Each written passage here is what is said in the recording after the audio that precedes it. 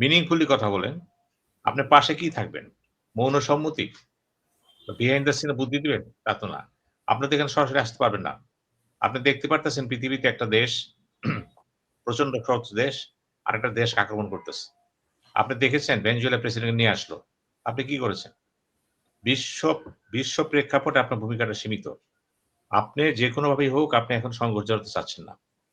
চীনের এখন মৌলিক নীতি হচ্ছে যেকোনোভাবে অর্থনৈতিক ভিত্তিটাকে সুসংহত করা, সামরিক শক্তি বৃদ্ধি করা। ভবিষ্যতে তারা চিন্তা করবে বিশ্ব শক্তিতে অবতীর্ণ হবে কি হবে না। কারণ বিশ্ব শক্তি বলতে এটাই বোঝায় আপনি যখন পৃথিবীর সমস্ত ঘটনা ৭ টা মহাদেশের মধ্যে বা ৬ টা মহাদেশে যে ঘটনা ঘটতেছে, প্রত্যেক মহাদেশে আপনার কিন্তু ইনভলভমেন্ট থাকতে হবে। বিশ্ব সংস্থার হুম, প্রত্যেকটা বডিতে আপনি ইনভলভমেন্ট থাকতে হবে, সে থাকতে হবে। এবং আপনাকে কিন্তু কার্যকরভাবে লোন দিতে হবে, আদান-প্রদান করতে হবে, ডোনেশন দিতে হবে। অর্থাৎ আপনাকে একটা কার্যকরী একটা গার্ডিয়ান এর ভূমিকা থাকতে হবে কিন্তু। চীন কিন্তু হুম, এখনো সার্বিকভাবে সেভাবে আসে নাই।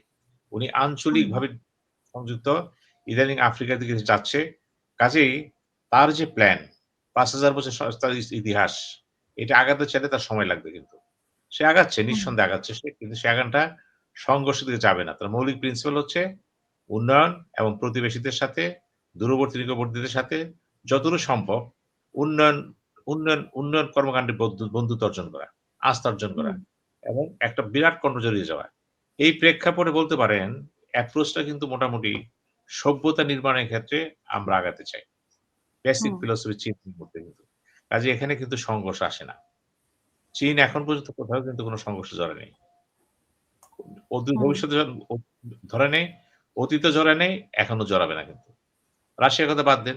সে তো তার অস্তিত্ব নিয়ে বিপন্ন আছে বিভিন্ন কারণে ইউক্রেন নিয়ে। এই হ্যাঁ, ক্ষেত্রে রাশিয়া তো বলছে যে একটা যুদ্ধ বিরতির আহ্বান জানাচ্ছে। কিন্তু তারা কোনো শোনেন সাড়া এগুলি দিচ্ছে না। এগুলি গদবাঁধা কথাবার্তা। ইউক্রেন যুদ্ধ লাগলো। সবাই হুম, বলেছে যাবে না। আমি নিজেও বলেছি বেশিদিন টিকবে না। তাহলে কি হলো?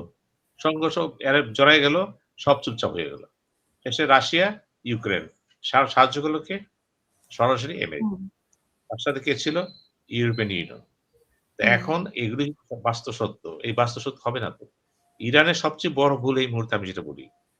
ইরান আমেরিকাকে আক্রমণ করতে যেয়ে মধ্যপ্রাচ্যে বিশেষ করে সৌদি আরব সহ অন্যান্য দেশে যেখানে আমেরিকান ইনস্টলেশন রয়ে গেছে, সেখানেও কিন্তু তারা আঘাত করছে। এবং এই হুম, আঘাতে কি হয়েছে? বিভিন্ন তেলের শোধনাগার, সৌদি আরবের আরামকো নাম করা কিন্তু এটা। ওরা বিধ্বস্ত হচ্ছে কিন্তু। এতে করে কি হবে জানেন? মধ্যপ্রাচ্যের ওই দেশগুলো কিন্তু এখন ইরানের বিরুদ্ধে চলে যাবে। কারণ সে তো তার হুম, ভূখণ্ডে আঘাত হানছে। এখন এই সুযোগে আবার ট্রাম্পরা কি বলবে? ট্রাম্পের তার চুক্তি আছে যে যখন আমরা বৈদেশিক আক্রান্ত হবো আমাকে সাহায্য করবেন। আমেরিকার সাথে তারা চুক্তিবদ্ধ কিন্তু। বিভিন্ন যেখানে স্থাপনা আছে কিন্তু। এখন হুম, তারা আমেরিকারে বলবে এখন কি হলো? আমেরিকা বললে সবই ঠিক আছে। তোমাদের অস্ত্রগুলো পুরান হয়ে গেছে, নতুন অস্ত্র কিনো। অর্থাৎ হুম, আমেরিকার জন্য বিরাট অস্ত্রের মার্কেট চলে আসবে। আমেরিকার মার্কেটে কিন্তু সম্প্রসারিত হচ্ছে এখানে। ট্রিলিয়ন ডলার ব্যবসা হবে এখানে। এবং ট্রাম্প নিজেই কিন্তু ওই সমস্ত দেশে ভিজিট করবে। এবং সে জোর করে চুক্তি করায় ছাড়বে কিন্তু সে। ট্রাম্প তো অ্যাডামেন্ট। যা করে তা করে। না বললে শুল্ক বাড়ায় দিবে সে। এই যে একতরফা প্রেসিডেন্ট আমেরিকার, তাকে নিয়ন্ত্রণ করা যাচ্ছে না। কংগ্রেসও পারতেছে না, সিনেটও পারতেছে না, হাউস অব রিপ্রেজেন্টেটিভ পারতেছে না। এবং আমেরিকার সিনেটও কংগ্রেসও কিন্তু বিদ্রোহ দেখা দিচ্ছে। প্রাক্তন রাষ্ট্রপতির কথা বলতেছেন সেখানে, সিভিল সোসাইটির কথা বলতেছেন, বুদ্ধিজীবীর কথা বলতেছেন। এবং এমনকি দেখেন সুপ্রিম কোর্টে বলে দেওয়া হলো যে শুল্ক যেভাবে আরোপ করতেছে এটা তারা নিষিদ্ধ করে দিয়েছিল। তারপর ট্রাম্প বলতেছে কিচ্ছু আসে যায় না। তারা জাতির বিরুদ্ধে কাজ করতেছে। তো আপনি এই হুম, ধরনের একরোখা লোক, একরোখা লোক। আমি জানি না মনস্তাত্ত্বিকভাবে তিনি কতটুকু এখনো সুস্থ আছেন। নাকি একরোখা লোক যার হয়, বিপদ আছে কিন্তু। ডিপ্লোমেসির কোন ন্যূনতম কাজ শেষে নাই। ডিপ্লোমেসির হুম, মূল কথাই হচ্ছে আলোচনা, আলোচনা, আলোচনা, নেগোসিয়েশন এবং শান্তিপূর্ণ উপায়ে সবকিছু সমাধান। অর্থনৈতিক ব্লকেট আসতে পারে, বিভিন্ন ব্লকেট আসতে পারে। কিন্তু আল্টিমেট গোল হচ্ছে আমরা কখনো সংঘাতে যাব না। আর্মড হুম, সংঘাতে যাব না। কিন্তু ট্রাম্পের কথা হলো, আমার কথা না শুনলে আমি তোমাকে দেখে দেব। এই যে সময় দিলাম এবং কি বলল সে? ঘের চলে গেল সে। সে গ্রিনল্যান্ডে সে বলে দিছে একই কথা কিন্তু। ইউরোপ হোক, আমেরিকা হোক, এশিয়া হোক, সে মানতেছে না তো। সবাইকে সে হুম, একচোখে দেখতেছে। সে বলতেছে, "আমেরিকা ইস ফার্স্ট।" আমেরিকার অর্থনীতি আমার কাছে প্রধানত। কারণ অর্থনীতি আমেরিকার অর্থনীতির পাশাপাশি আমেরিকা বড় দেশ। বিশ্ব একটা দায়িত্ব আছে তার। এবং সে যদি কথায়, কথায় কাউকে কানে ধরে, ঘাড়ে ধরে, মটকায় ধরে, তাহলে তো থাকে না, নেতৃত্ব থাকে না। নেতৃত্ব এভাবে থাকে নাকি? নেতৃত্ব হচ্ছে পারসুয়েশন, কনভিন্স করা, কনফিডেন্স অর্জন করা। সেই জায়গাটা কিন্তু আমেরিকা দুর্বল হয়ে যাচ্ছে কিন্তু। আমেরিকা কিন্তু যে যাই বলেন, মৌলিক কূটনীতিতে সে দুর্বল হয়ে হুম, যাচ্ছে কিন্তু। রাজনীতি সে দুর্বল হয়ে যাচ্ছে কিন্তু। ভবিষ্যতে কিন্তু এগুলো সমস্যা দেখা দিবে। ট্রাম্পও থাকবে না, দেখা দিবে। কিন্তু এই যুদ্ধে হুম, ট্রাম্প বলেছে, "আমি যে পর্যন্ত লক্ষ্যে না পৌঁছাবো, আমার যুদ্ধ চলবে।" এতে করে আমেরিকার নাগরিক মারা যাচ্ছে, আরো মারা যাবে। দেখেন কত মারাত্মক কথা। এত বড় কথা কি বলে নাই তো? মারা গেছে, দরকার আরো মারা যাবে। অর্থাৎ আমেরিকান লাইফ ও তার কাছে গুরুত্বপূর্ণ না। সে টার্গেটের হিসেবে। অর্থাৎ ইসরায়েলের সাথে তার এমন একটা প্যাক্ট হয়ে গেছে, যে প্যাক্টের সাথে আমেরিকার স্বার্থ উঠতে হচ্ছে না। মানে আমেরিকার স্বার্থটা কি? এই ডিফেন্ড কে করবে? এই ডেফিনিশন কি ট্রাম্প নিজে দিবে না কংগ্রেস দিবে? না আমেরিকার নাগরিকরা দিবে? বুঝা মুশকিল। সে কোন মিত্রকে মানতেছে না। ইউরোপিয়ান ইউনিয়নকে সে পাত্তা দিচ্ছে না। আফ্রিকার কোন জোটকে পাত্তা দিচ্ছে না সে।